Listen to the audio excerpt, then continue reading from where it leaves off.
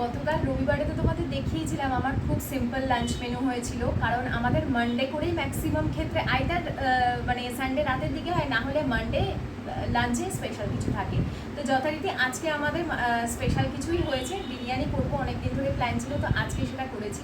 এখন সমস্ত কিছু আমার হয়ে গেছে। চিকেন যেভাবে আমি করি, যেরকমভাবে আমি রেসিপিও শেয়ার করে দিয়েছি বড় ভিডিওতে, সেটাও তোমরা দেখে নিতে পারো। এছাড়াও আগেও শেয়ার করা আছে প্রেশারে কীভাবে করতে হয়, এবং ভীষণ ঝটপট অথচ অথেন্টিক লাগবে একদম খেতে বাইরের মতো।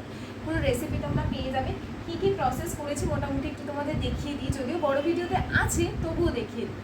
এখানে বিরিয়ানিটা অলরেডি লেয়ার দিতে শুরু করেছি, আর এই যে প্রেশারে একদম যেরকমভাবে আমি করি বেরেস্তা দিয়ে সেরকমভাবে করা আছে।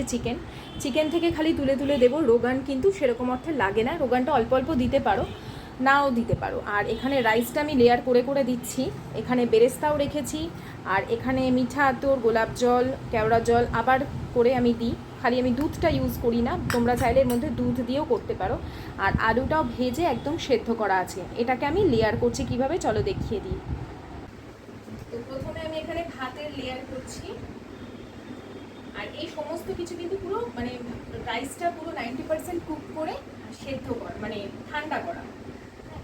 এখানে ভাতটা দিয়ে দিলাম, তারপরে বেরেস্তাটাও লেয়ার করে করে দেব।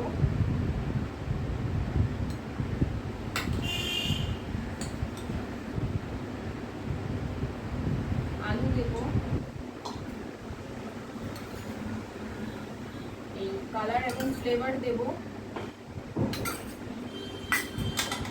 তারপরে চিকেন দেব।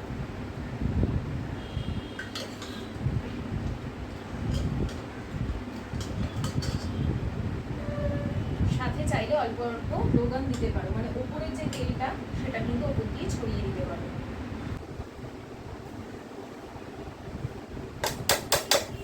যদি ভালো লেগে থাকে আমার শর্ট ভিডিওগুলো, অবশ্যই লাইক করো, শেয়ার করো, আর চ্যানেলটা সাবস্ক্রাইব করতে ভুলো না। টাটা।